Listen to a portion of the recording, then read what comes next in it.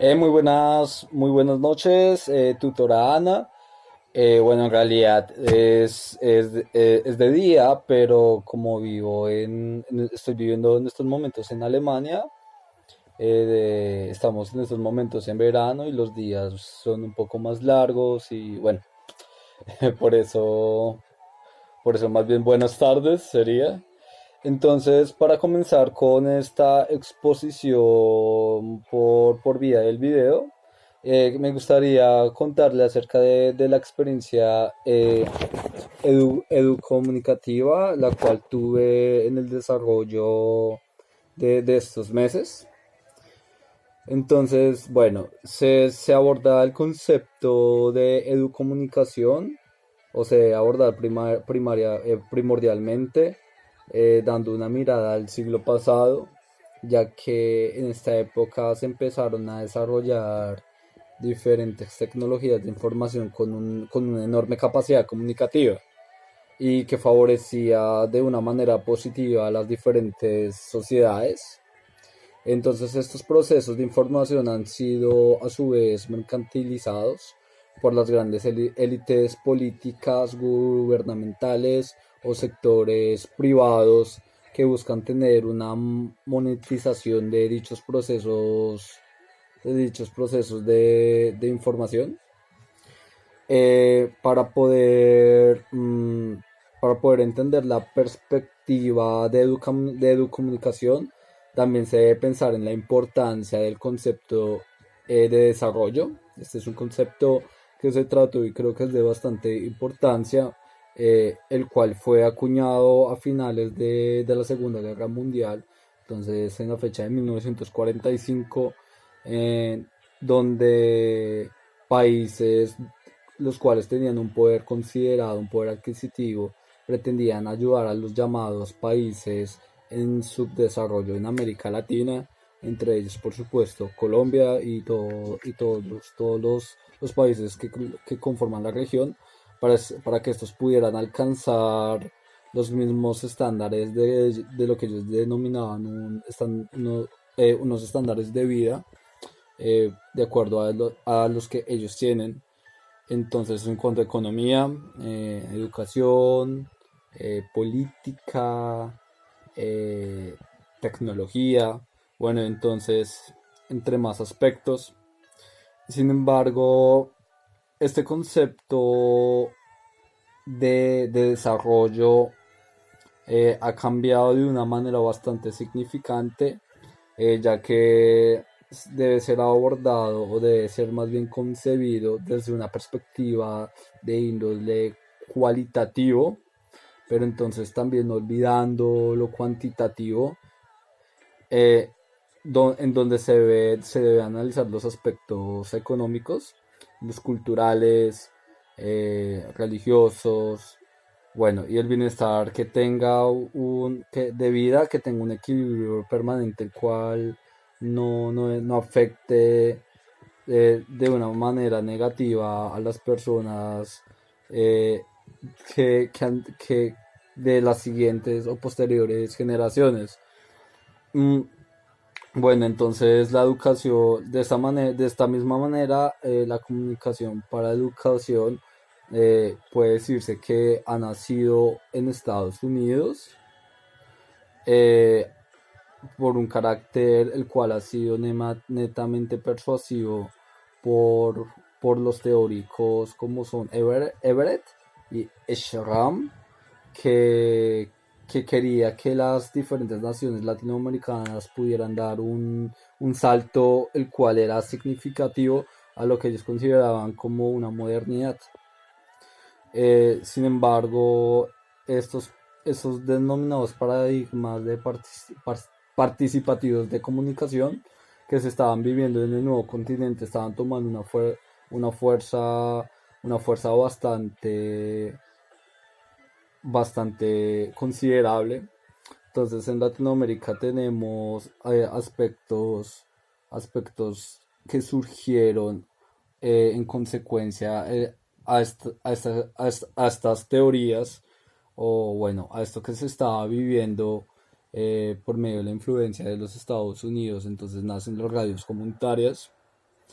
eh, los periódicos no tradicionales o bueno, que generaban nuevas formas de comunicación participativa, en donde lo social es de carácter netamente primordial, al igual que lo comunicacional. Entonces, la educación para un cambio social, la comunicación y la información deben ser concebidas desde diferentes perspectivas. Primero que todo, puesto que la información es considerada más que todo como un proceso que se da de carácter lineal. Lo que se enfoca es en transmitir una determinada información, solo información, bases de datos y bueno, y tratar de influir en las emociones. Eh, entre tanto, su contrapuesto que es la comunicación eh, se basa en el diálogo en donde los sujetos que son partícipes de este proceso son receptores y a su vez transmisores. La comunicación toma entonces un papel bastante importante, ya que esta no solo presenta los procesos comunicativos básicos entre los dos sujetos que intentan intercambiar una serie de significados. Eh, está en su carácter de complejidad, la cual es capaz de llevar a tener reflexiones, de contrastar determinados conocimientos de forma y de acciones y sobre todo llegar a generar transformaciones, que eso es lo principal que se busca. Entonces vamos a nombrar unas características las cuales son importantes.